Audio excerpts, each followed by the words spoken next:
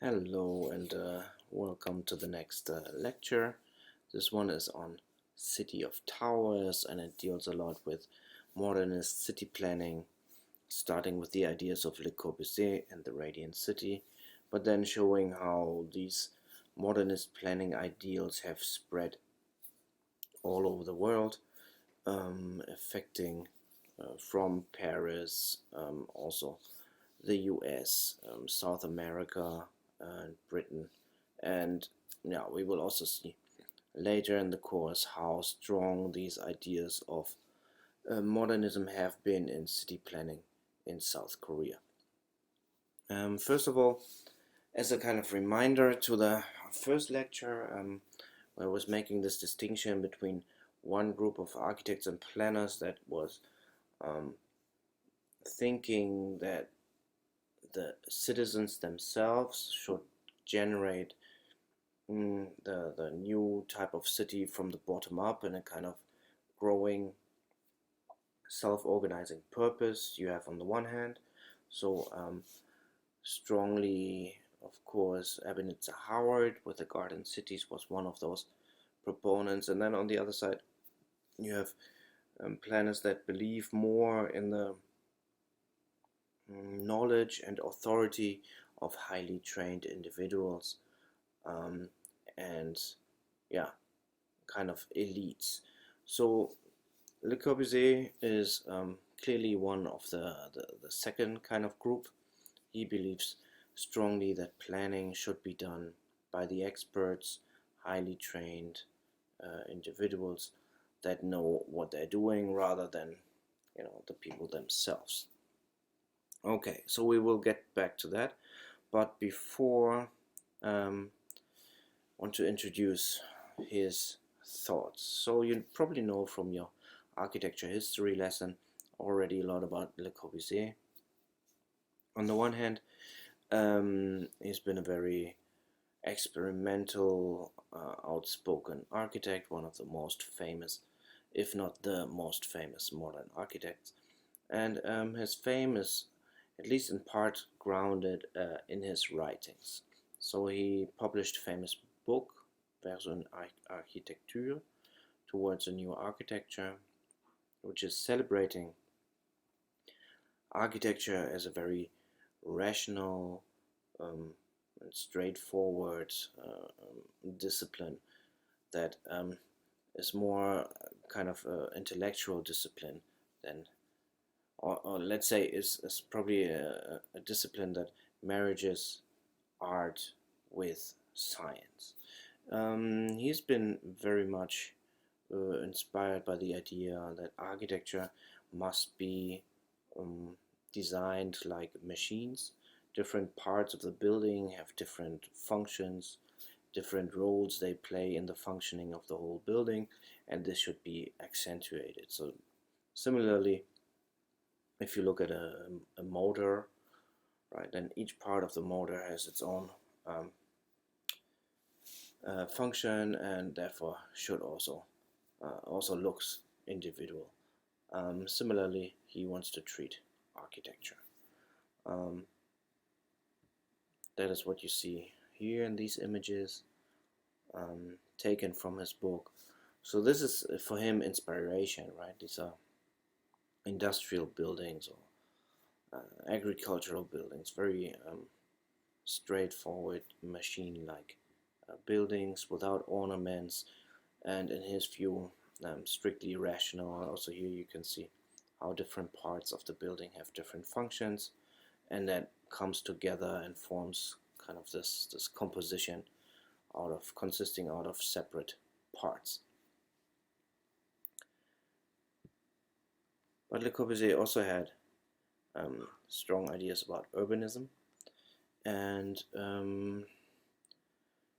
also he published a book about that. So this, of course, should also be modern urbanism embracing modern engineering and sees architecture, modern planning as the salvation for those overcrowded, um, and unhealthy cities that we've learned so much about in the first lecture.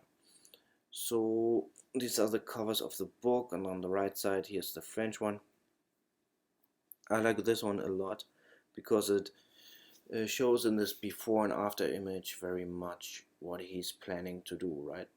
This is the old city, kind of highly dense, build up, not much daylight reaches the floor, not much green, city is predominantly gray.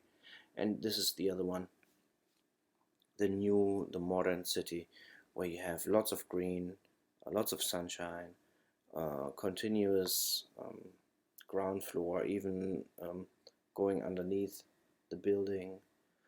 And then in order to make up for the density, you would have a high-rise building that allows you to keep the same kind of density as here, but then open up the space on the ground for use as a park or recreation.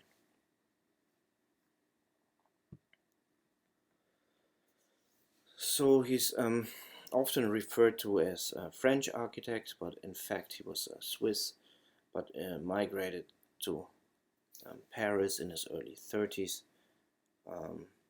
and he had kind of a fable for authoritarian leaders. So he was fascinated by the work of Haussmann. We've learned about his renovation of Paris, authoritarian way of creating these new roads, new cuts through the city, really reinventing the urban fabric of Paris.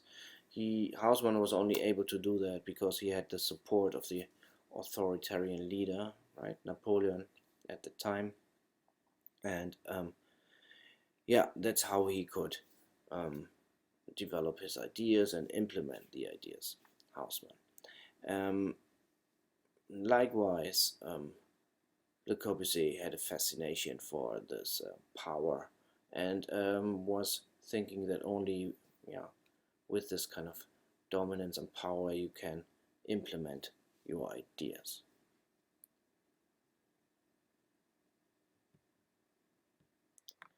And then here you see in this image, on these two images, a famous plan that has never been carried out by Le Corbusier, the Plan Voisin, for the northern area of Paris. This is the Seine, the river going through.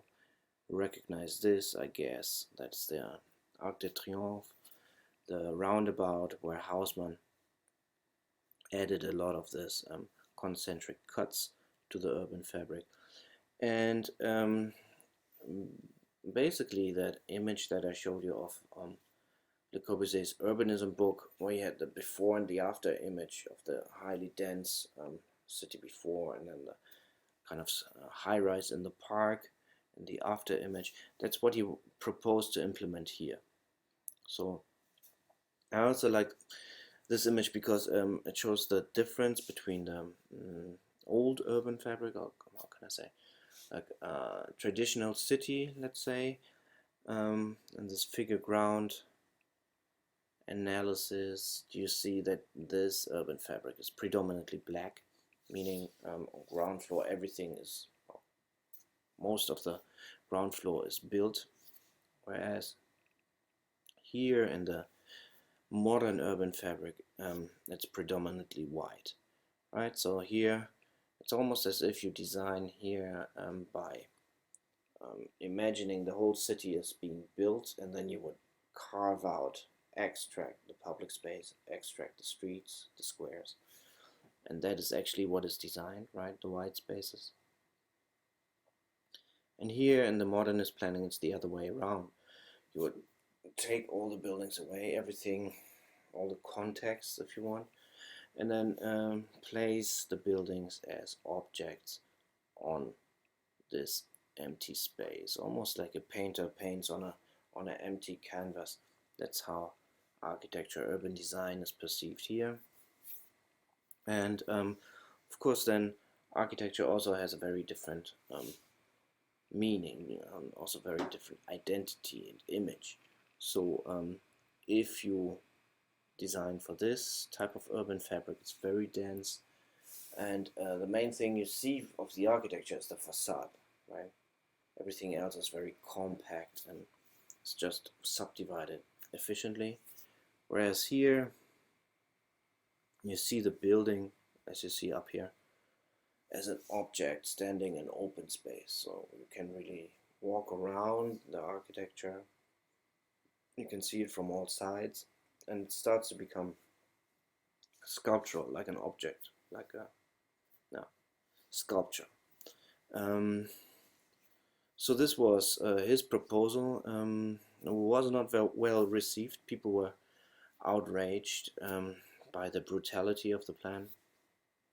How this is simply eradicating all the history, all the heritage, all the memories, and trying to replace it with something new and modern and functional.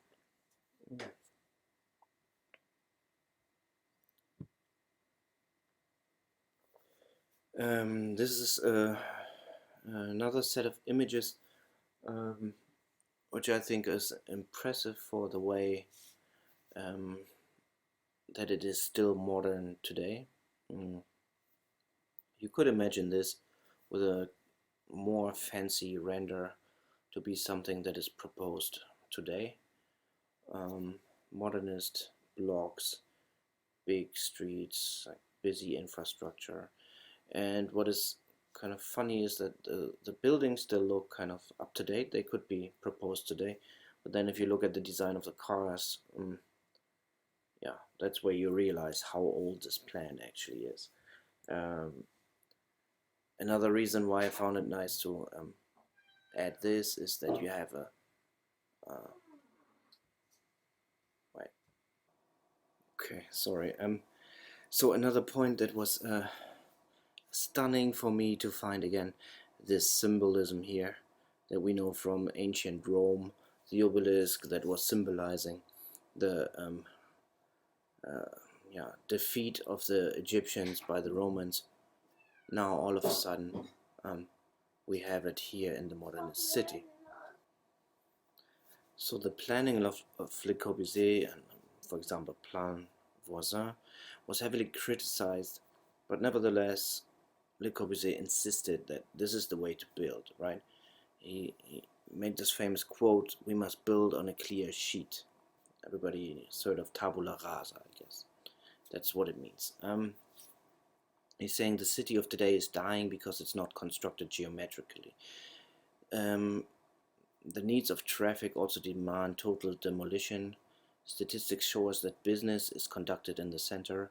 This means wide avenues must be driven through the center of our towns. Therefore, the existing centers must come down. To save itself, every great city must rebuild its center. Now, that's what he proposed, but it was so brutal and insensitive to history and culture that this was not embraced. Nevertheless, that's what he propagated, right? Must be built on a clean sheet. The old city has not been built for modern life, especially not for the transportation by car. Cars simply don't fit in the old streets, so the old city has to make way for the new developments. And he would come up with ideas for like ideal city, how this should be planned. So the first one that he's coming up with, he calls the contemporary city, and it's actually built upon quite a historicizing idea, if you want, because it still has this idea of the old city center, which is the center of business and administration. This is where you would have highest density.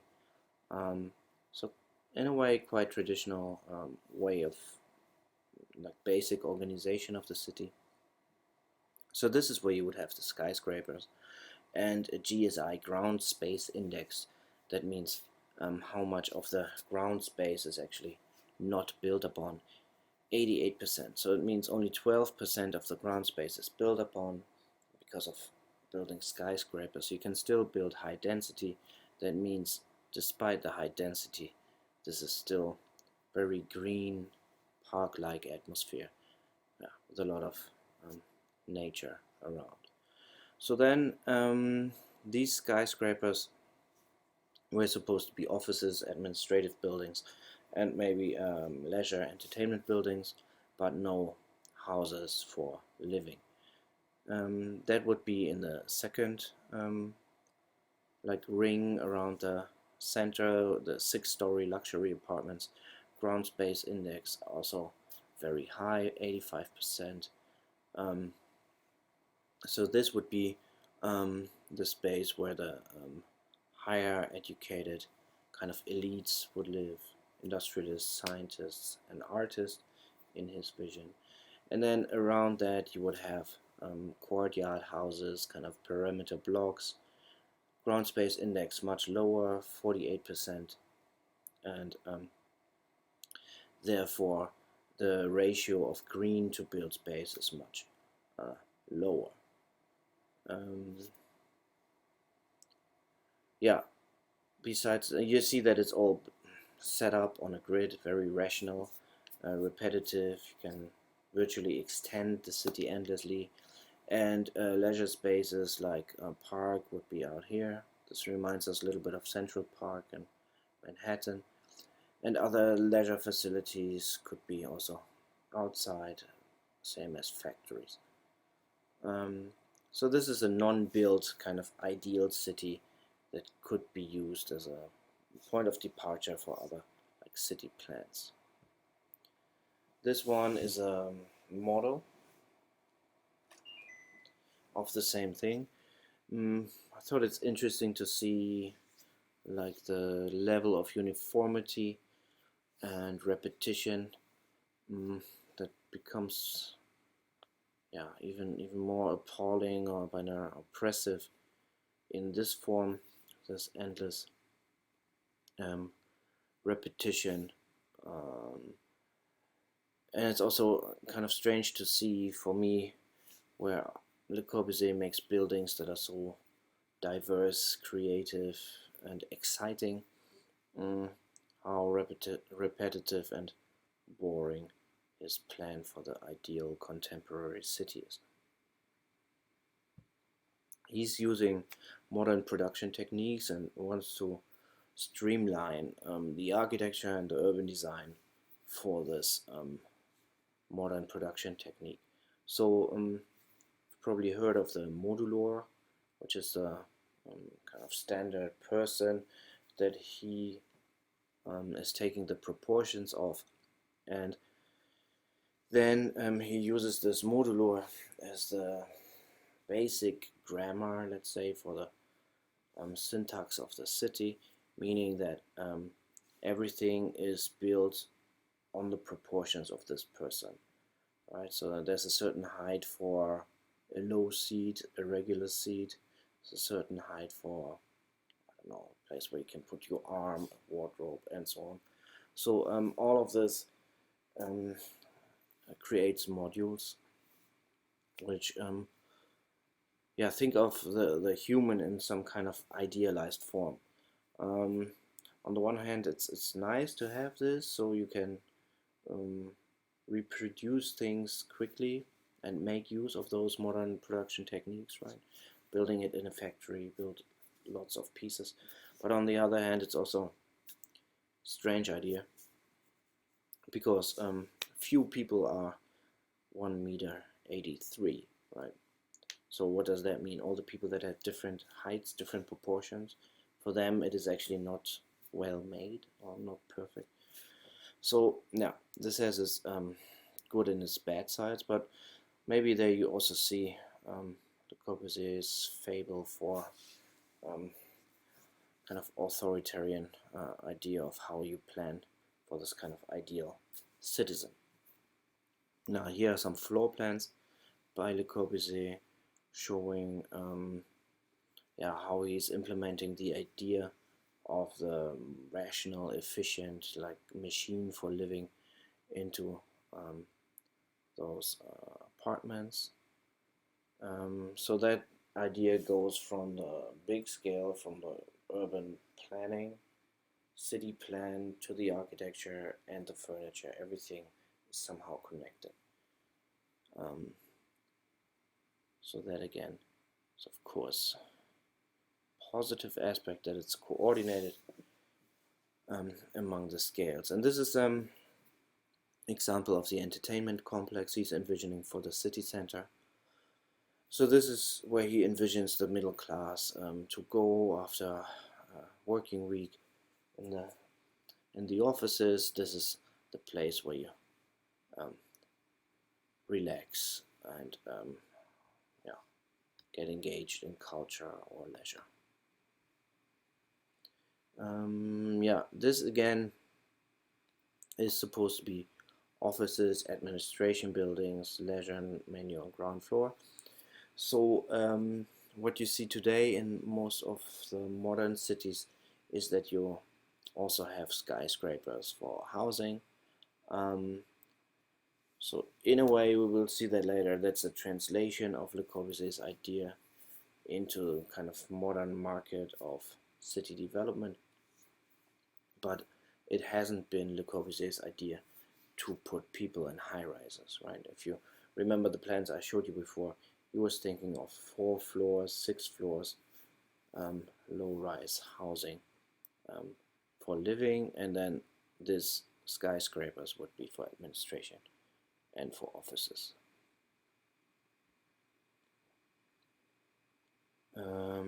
Exactly. So these would be the areas for the elites, and then further outside for the workers. And this is one of those beautiful romantic drawings of Le Corbusier, where you see that composition consisting of highly modern abstract shapes, skyscrapers, and then those are standing in this sheer endless landscape as a one continuous park. Right, and here you see that again in the model. I've seen that before. From this plan he goes to his next ideal plan. So this is called the Ville Radieuse, the Radiant City. And by now he switched a little bit of his belief. In fact, it was a small switch. Like before, he was appealing to authoritarian leaders like Louis XIV or Napoleon. That was strong authoritarian leaders who he thought would have the power to implement great plans. But by now he started believing in centralized planning, right? So that means there's a planning institution by the government, and now this planning institution, not a monarch or like Louis XIV or Napoleon has the power, but this institution. So in a way, thinking more democratically, but on the other hand, this planning institution also has a huge array of powers and is therefore quite similar to the powers of the authoritarian leaders. And here he says also something that refers to his idea of like elitist planners' belief. So he says the harmonious city must first be planned by experts who understand the science of urbanism. They work out of their plans in total freedom from partisan pressure and special interest. Once their plans are formulated, they must be implemented without opposition. Okay, so the second part I spoke about. The first part is about the idea of the expert. Who is the one that knows better than the citizens themselves? So this is a reoccurring question throughout urban planning. Who knows better, the people that live in a place or the expert from outside? And the Ville Radieuse is largely based on the plan of the contemporary city, only he's fragmenting the plan. So instead of having the center in the geometric center, now the center is somewhere on the outside. and each of those housing areas has a different location, and they are spatially separated from one another with a like green space in between, and then connected with efficient infrastructure.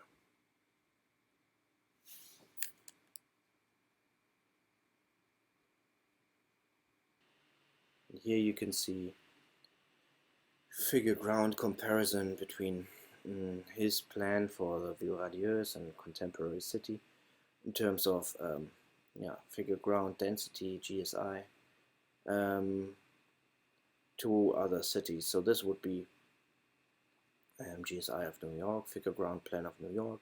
See much more black than what Le Corbusier is envisioning for Paris, Buenos Aires, more traditional city, also planned on a grid. And then this is the old Paris with this kind of chaotic organization of the blocks. And this is the composition that he is proposing. This is more kind of a side note, because I thought it's interesting to see like what kind of low density he's actually proposing. If you see those skyscrapers, you think of skyscraper cities like Manhattan maybe, or New York, but in fact what he was proposing was much more dense in the height.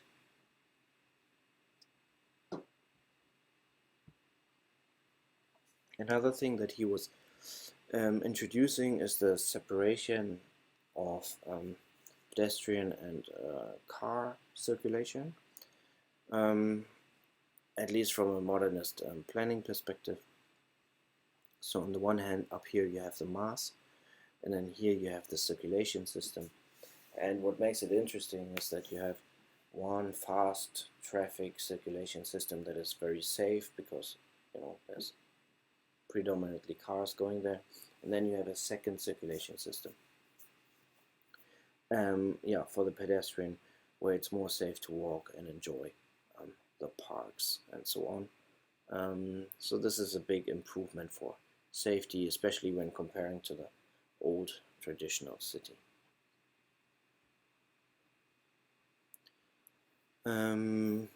These are images that refer to the architecture, but also about his vision on how people would live.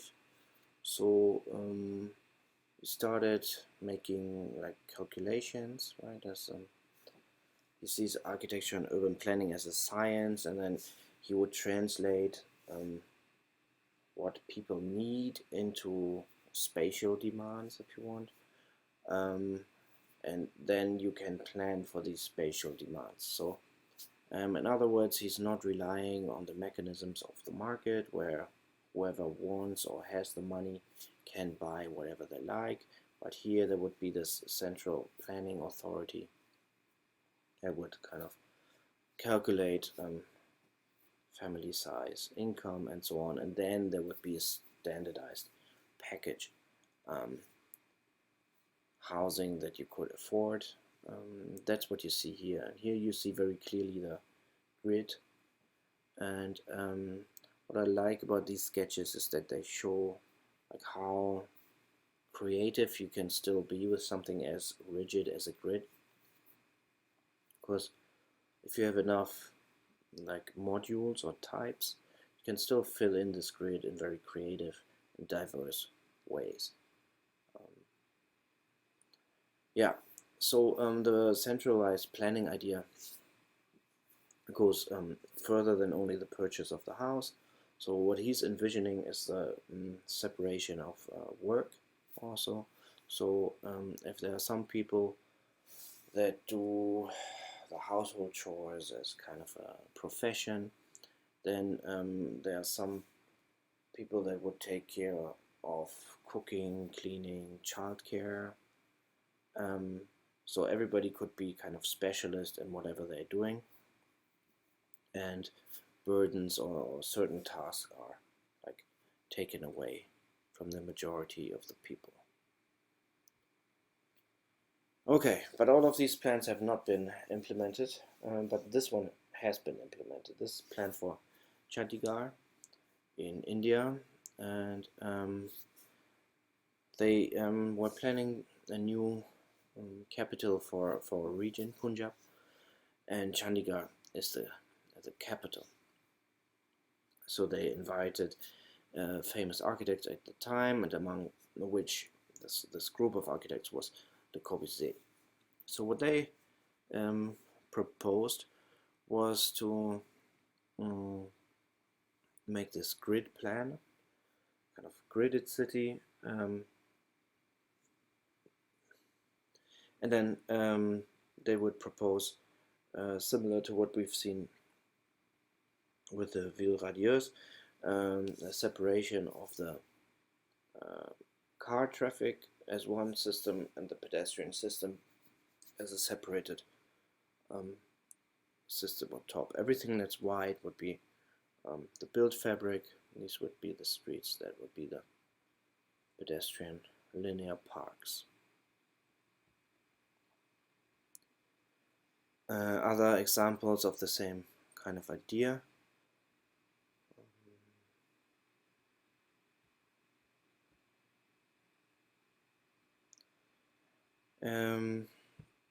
So Corbusier was only rudimentary involved in the plan. Like you saw this kind of rough sketch I've just shown, which shows like basic principle, and he retracted from the plan, and what in the end he did was to design the icon building of that plan, and here you can see much more of what I think are the strengths of Le Corbusier's creativeness. We see that in the architectural design he's much more free, expressive. It's much more spontaneous and exciting, and engages you to explore. He still has the idea of architecture as a machine, but you see he's also adding elements that are completely arbitrary and artistic. Shape of the roof, for example, or shape of these openings and so on. So that's what you find in the architecture of Chandigarh. Translation of this grid into kind of more expressive broken pattern, use of different colors, right?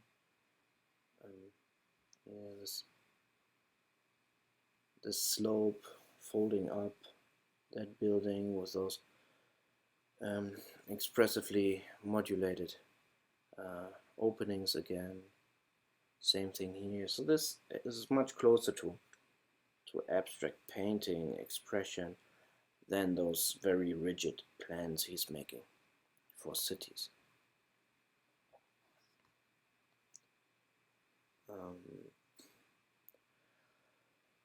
Okay, and in the end, this planning approach that they applied is kind of taking experts from somewhere else, bringing them to India, and superimposing their ideas on this new context, different culture, not really a very good understanding of the local behaviors, the kind of small-scale economy, all that informality. This led the plan to be perceived as not very successful. So in fact was perceived as a failure. And then there's always the question, like who's wrong? Is it the planner who's not able to design for the needs of the people, or the people wrong who are not able to live in these buildings? Now, I leave that question to yourself. And I go to the next example. So this one is the plan for Brasilia. Also modernist, new capital. Designed by Costa, and impressive history, I think, of this plan, like what the sketch you see here, that has been part of the competition entry, something you cannot imagine like happening today, right? Just this 5-second sketch, probably made on a napkin, on the way to the office when you get your coffee. And back in the days, it was good enough as a competition entry, among other material, of course. But just think of that today, where everybody has to deliver detailed plans and glossy renders. But okay, so this is how the plan then translates into real city. It's also called the aeroplane plan because that's what it looks like from above. You have two axes. One is north-south axis with most of the important political buildings or cultural buildings. And then there's this kind of bent axis with a lot of housing.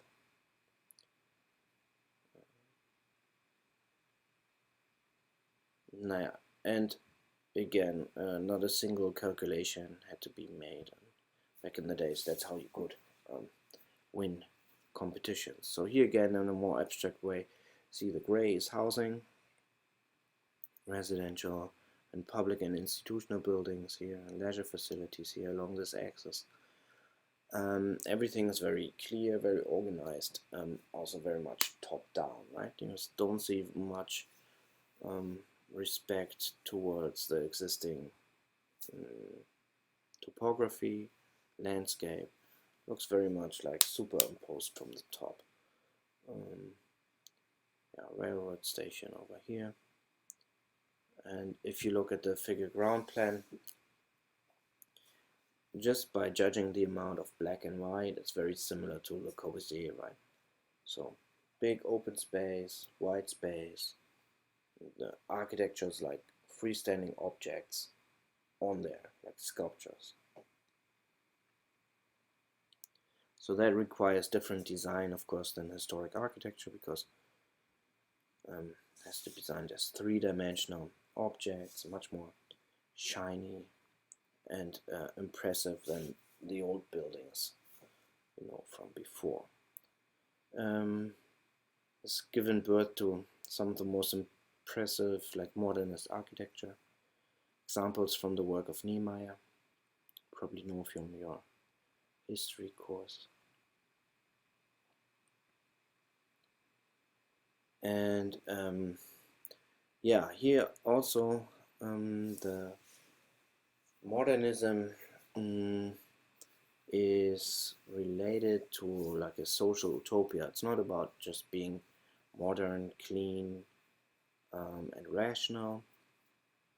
But in Brazil, they also tried to impose new social utopia. So that basically meant there was an egalitarian idea that the state or government would supply housing to the people, meaning that not everything is dependent on your heritage or your wealth, but there's a stronger idea of fairness that should be then symbolized in the construction and the planning of the new capital.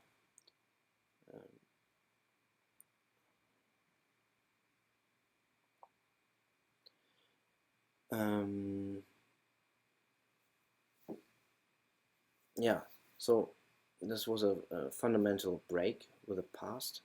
I tried to implement new society. For that, they also used new kind of planning, new kind of architecture to kind of do away with all these burdens and also the old symbolism that comes with the old type of architecture. So it should be that egalitarian that ideally governors and ambassadors could be the neighbors of janitors and laborers. So in a way, kind of socialist ideas, and it's interesting to see how the modernist idea actually spread in different countries with different political systems, different economic beliefs, and was embraced by such a diverse kind of background. Another thing that you see here very clearly is how a modernist city is planned for the car, right? Whereas the traditional city, there would be always a relation between the building and the street. Buildings were right at the street, then there's a sidewalk, right, and then that's where the cars ride.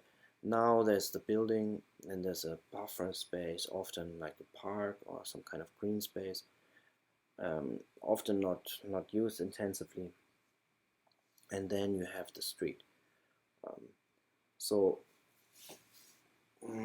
naturally, this puts a big distance between the architecture and the people. So there's less engagement, right? So you cannot have little commerce here on the ground floor, simply because there's not enough people walking by. And so slowly through the organization also different kind of economic structure is imposed in the plan. Okay, and this one shows another way that this authoritarian top-down planning system has been falling short in Brasilia, because they've planned this idealist city where everybody's equal and nobody has to worry about their future, and the ambassador lives next to the janitor. But they didn't calculate well. So what happened is, while Brasilia was being built, lots of migrant workers would come for construction, and but once the city was constructed, what they didn't realize is that actually it was not planned for as many people as were already in Brasilia. So those areas that emerged as temporary squats, temporary bairros, like shanty towns, they simply didn't disappear.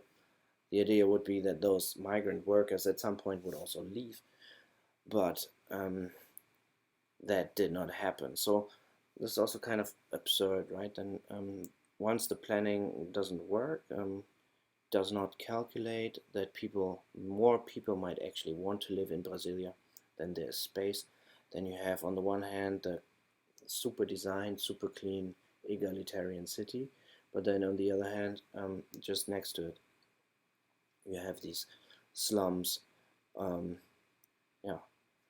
which were what you tried to avoid in the first place, but due to the planning misconceptions, couldn't achieve that goal. Okay, so this is first part of the lecture, and then the next part I will talk more about how this spreads to Britain, US, and the problems that come over there.